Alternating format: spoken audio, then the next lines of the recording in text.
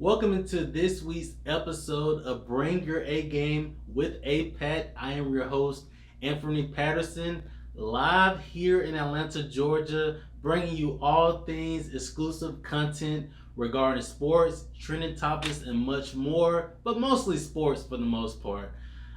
I am alive, you all. I know everybody has questions on what's been going on, what I've been up to, just a lot of working out. I picked up tennis as my hobby. It's been something that I actually have loved and have more of an opportunity to play now. Still working in sports journalism, of course. I have a lot of things that I'm doing within that. I can drop the link below if you want to know.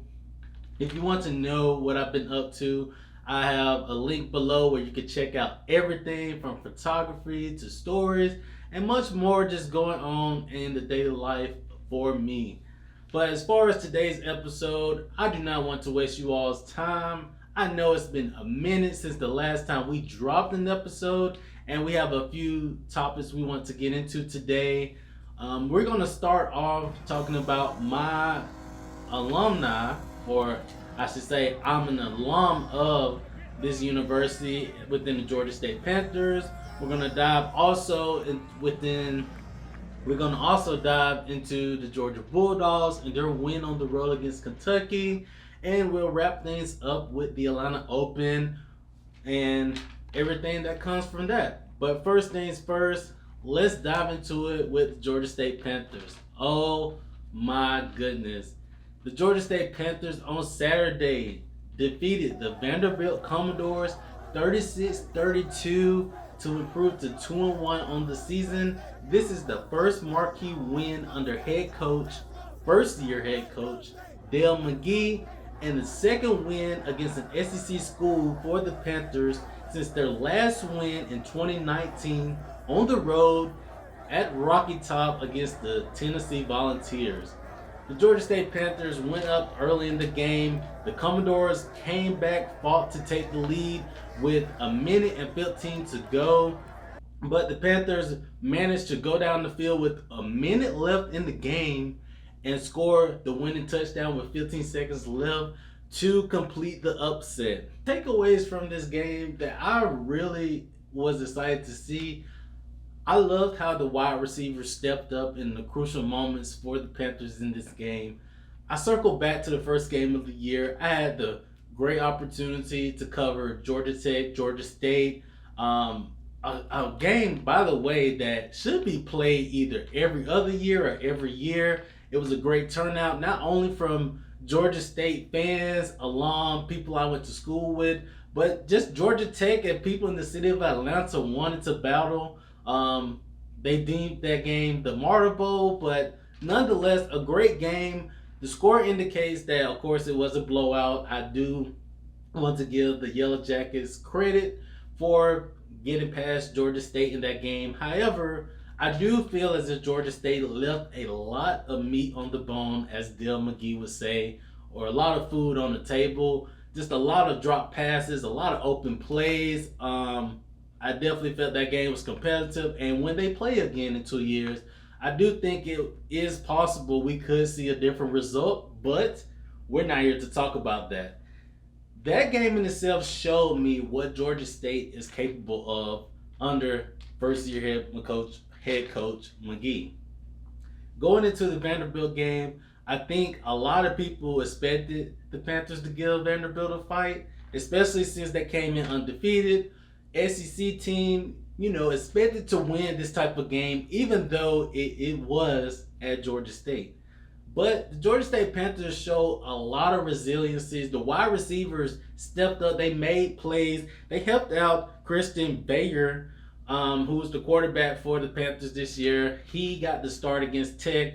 He has continued to grow in his role as the quarterback.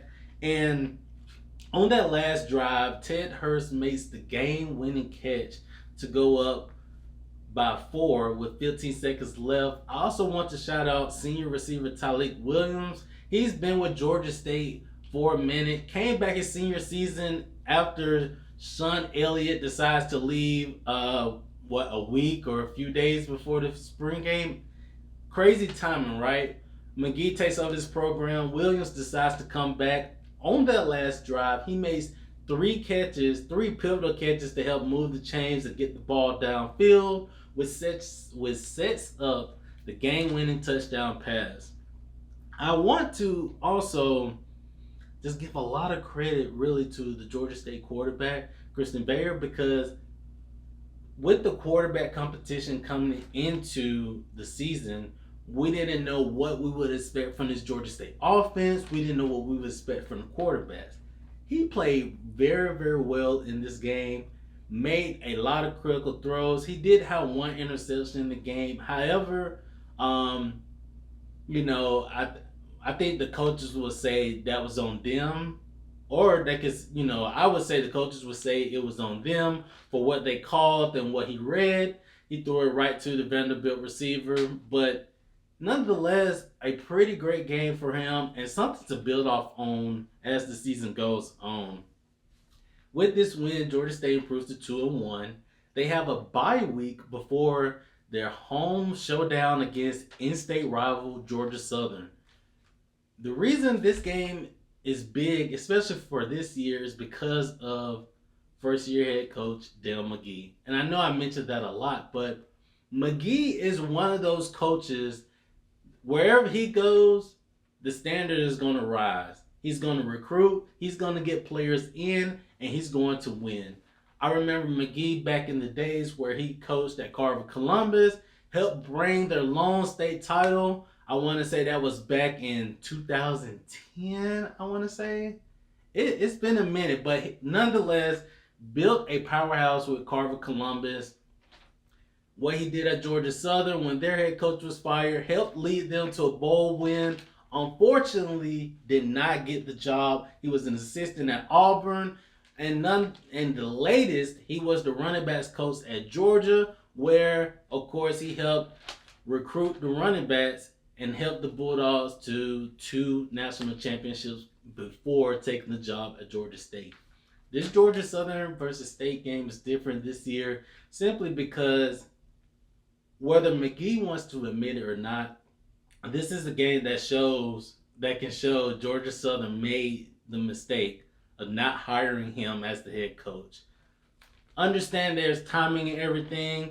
I understand McGee may not even feel that way. However, what McGee has started to create something special at Georgia State and what he can do in this game, depending on the outcome for State versus Southern, will show a lot on what Southern missed out on and what they could have had. Dale McGee also raises the expectations for the Panthers. Under Coach Sean Elliott, I know with the big win at Tennessee and some other marquee wins against ranked teams and being close in those games to where we could have had more ranked wins, it seemed that Georgia State never met that expectation of winning the Sun Belt or winning the conference championship game. I think Dale McGee, within 2 to 3 years of time, is going to have Georgia State competing for a Sun Belt championship, if not have them winning a Sun Belt championship. Do you think Dale McGee does this within that time? Let me know in the comment section below. The other team in the state of Georgia, in the Georgia Bulldogs, went on the road to Lexington, Kentucky to battle the Kentucky Wildcats. Came down to a nail biter, but the Bulldogs won 13-12. Defense, obviously a huge critical factor in this game for the Bulldogs. They managed to only allow 12 points, no touchdowns, have yet to allow a touchdown all season. Offensively, the Bulldogs, I think that is the story of the game. Offensively, they struggled, could not maintain a running game, could not get things going. Carson Beck looked out of sorts, while his stat line isn't necessarily the most amazing. Wasn't really in sync or in a group as we usually see. A lot of Bulldogs fans are concerned after this game. Some are not, because we've seen this from Georgia. If we look back last year, going down at home to South Carolina, the year before going down to Missouri, playing a tight one, and of course another one last year was playing at Auburn on the Plains. A really close, tight game. Worst performance ever. However, the Bulldogs always find a way to pull it out, and that's what they did Saturday. Nonetheless, when you can play your worst football and win football games, I think any coach in America, in the SEC especially, will take that win. And I know Kirby Smart knows they want to clean up a lot of things offensively on the offensive side of the football, but the Bulldogs definitely have the work cut out for them. They go into a bye week before traveling to Tuscaloosa to play first year head coach Kalen DeBoer and the Alabama Crimson Tide. This is a huge game, being that the Crimson Tide knocked off the Bulldogs in the SEC championship game last season, ultimately derailing their chance for a three-peat. This year, early regular season game, they just come off a close win, ugly win at Kentucky. Alabama, even though Nick Saban is not there, the offense looks to be rolling. Many have concerns about the Bulldogs going into this game. Now, while I will save that topic for the next episode, what are your thoughts for the Bulldogs heading into Alabama? Do you think it's a close, tight game like it always is? Do you think the Bulldogs are in trouble? Do you think they're fine? Do you think Alabama, Alabama has shown some signs of vulnerability, but do you think the Tide can get it done? Do you think the Tide are much better than people are giving them credit for? That's another topic of discussion. Again, both teams have a bye week before this game. So with the Bulldogs suffering injuries on the offensive line, I know this gives them time, and just struggling offensively, this gives them time to make up before going into this game. The last thing I did want to talk about in today's episode was the Atlanta Open. It was the last year, you all, and this is one of the first events I got to cover, and I'm really sad that the Atlanta Open, this was the last year. They are moving to Dallas next year, and that's where it's going to start. Not sure if it will ever come back to Atlanta. However, this was the last year, and it has some great highlights that I did just want to talk about, just because I was able to cover the event, shot some great photos, got some great content, and I think if you love tennis, especially like I love tennis, you would have loved to see a lot of tennis players, a lot of pro athletes there just battling. One of the things I did want to highlight was, of course, hometown native Taylor Townsend playing an exhibition match against Sloane Stephens, where she won. It was such a great match to see two black women on the tennis court in the city of Atlanta battling it out. But again, an exhibition match, nonetheless, fun, having fun while doing it.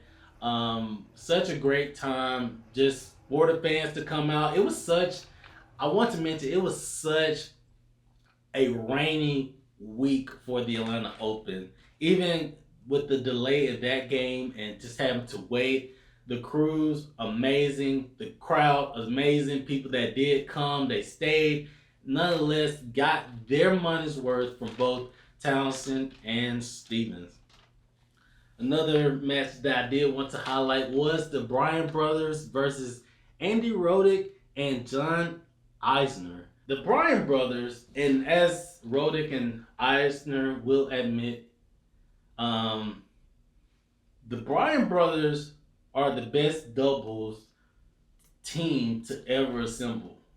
And they will admit that to you. And I think the reason this woman was so special to me was because of the Bryan brothers. They were the first doubles team that I got to cover when I first covered the Atlanta Open. I want to say that was back in 2018, 2019. They are the real deal. I mean, Roddick and Eisner, they're some of the talented tennis players that ever played. They played in that doubles match, and even they knew the Bryan brothers were just simply great. Hopefully, in the future, we do hope to see the Bryan brothers back in action again, playing or something like this. But nonetheless, what a fitting way to have the greatest duo. I think they have the most doubles championship in the Atlanta Open. What a way to have them come back in for an exhibition match as well. And most importantly, the main draw of the event was, of course, Jordan Thompson versus Yoshihito Nishioka. Now, this match right here, the match didn't start until I want to say around midnight because it rained so much at the Atlanta Open. Nonetheless, Nishioka won the Atlanta Open. Nishioka becomes the first non-American and non-Australia to win the Atlanta Open in this finale. Nonetheless, this was a match where Thompson seemed to be dominating, seemed that he was going to be on the route to the win. Nishioka kept fighting. He even gave credit to the rain delay and being able to capitalize off that time off the court because this match did start, but it was delayed by such a long rain delay. And Nishioka becomes the first, again, non-American, non-Australia to win the Atlanta Open. My question for you all, do you believe the Atlanta Open should come back to Atlanta, or do you think it is best that it's in Dallas? Comment below, let me know your comments. As we close out today's episode, I just want to give credit and thanks just to a lot of the people in my circle, people that tune into the show, mentors, people just within the sports industry that has just been there for me during my career, during this hardship and time for me. I'm just really grateful. I'm glad to do what I love. I'm glad to be back doing these episodes with you all. Be sure to tune in next week. We'll dive into some more sports topics and sports content.